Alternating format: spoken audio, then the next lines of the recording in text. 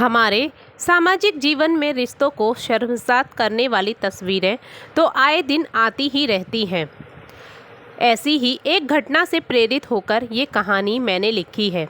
इस कहानी का उद्देश्य उन लोगों को जागरूक करना है जो आंखें बंद करके एक तरफा विश्वास करते हैं, जिसका उन्हें बहुत बड़ा खामियाजा भुगतना पड़ता है।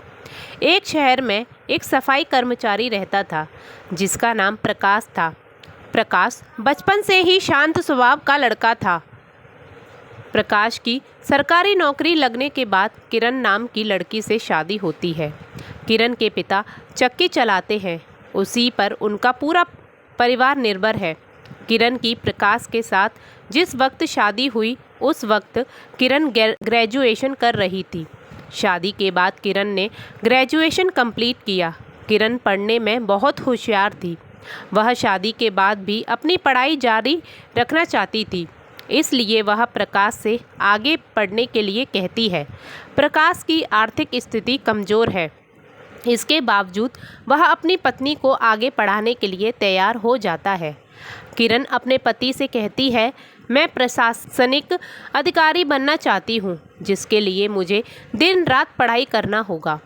उसकी रुचि को देखते हुए प्रकाश ने किरण को प्रतियोगी परीक्षा की तैयारी कराने का फैसला किया।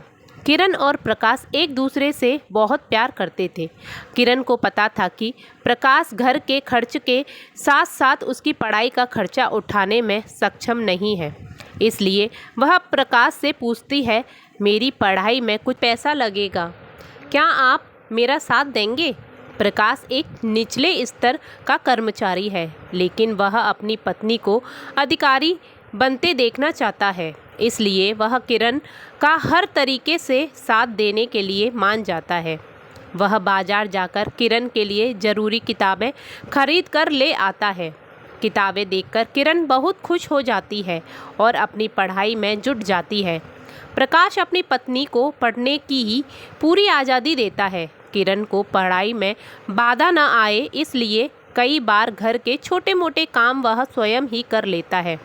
किरण यूपीपीएससी की तैयारियां करने में जुट जाती है। तभी कुछ महीनों में किरण को पता चलता है कि वह मां बनने वाली है। वह खुशी खुशी यह बात अपने पति को बताती है। प्रकाश यह बात जानकर बहुत खुश हो जाता है, लेकिन वह अपनी पत्नी से कहता है कि बच्चों की वजह से तुम्हारी पढ़ाई में समस्या तो नहीं होगी। लेकिन किरण को मां बनने की बेहद खुशी थी, इसलिए वह अपने पति से कहती है, मैं बच्चों के साथ भी पढ़ाई कर लूँगी, आप चिंता मत करिए। और कुछ दिन बीतते ही वह घड़ी आ जाती है जब यूपीपीएससी की परीक्षा होने वाली होती है। किरण ने बहुत मेहनत से पढ़ाई की थी, इसलिए उसे परीक्षा देने में कोई समस्या नहीं होती है। वह पूरे विश्वास के साथ परीक्षा देती है। परीक्षा के दौरान उसे प्रसव पीड़ा भी हो रही होती है, लेकिन वह अपनी हिम्मत नहीं हारती। परीक्षा से आने के बाद वह बहुत खुश होती है और प्रकाश को कहती है कि मेरा पेपर अच्छा हुआ है, मेरा सिलेक्शन ज़रूर होगा। प्रकाश किरण की बात सुनकर प्रसन्न हो जाता है। कुछ दिनों के बाद वह घड़ी भी आ जाती है जब किरण 2 जुड़वा बच्चियों को जन्म देती है और मां बन जाती है। प्रकाश घर में कन्याओं को देखकर बहुत प्रसन्न हो जाता है और उत्साहित होते हुए सारे मोहल्ले में मिठाई बांटने जाता है। किरण और प्रकाश अपनी बच्चियों के साथ खुशी खुशी जीवन बिता रहे होते हैं कि इसी बीच उन्हें सबसे बड़ी खुशी मिलती है कि किरण का चयन एसडीएम के पद के लिए हो गया है।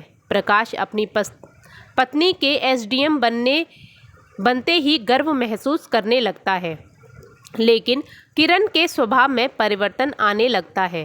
किरण को भी मन में कहीं न कहीं यह लगने लगता है कि दुनिया वाले क्या सोचेंगे कि एक एसडीएम का पति साधारण सफाई कर्मचारी है। इस बात को लेकर पति पत्नी के बीच छोटी मोटी नोक-झोंक शुरू हो जाती है। बात जब तक आपस में रहती है तब तक तो ठीक है, लेकिन जब बात घर की 4 दीवारों से बाहर जाने लगे तो को रेत की तरह बिखरने से कोई नहीं बचा सकता है। प्रकाश और किरण के रिश्ते को भी किसी की नज़र लग चुकी होती है। प्रकाश को अपनी पत्नी के चरित्र पर शंका होने लगती है। उसे लगने लगता है कि कहीं उसकी पत्नी का संबंध उसी के विभाग के किसी अधिकारी से तो नहीं। किरण का तबादला एक बड़े शहर में होता है। इसकी वजह से उसे प्रकाश से दूर रहना पड़ता है और दोनों के बीच दूरियां बढ़ने लगती हैं। दोनों की बच्चियां अभी छोटी हैं, इसलिए किरण उन्हें अपने साथ ले जाती है।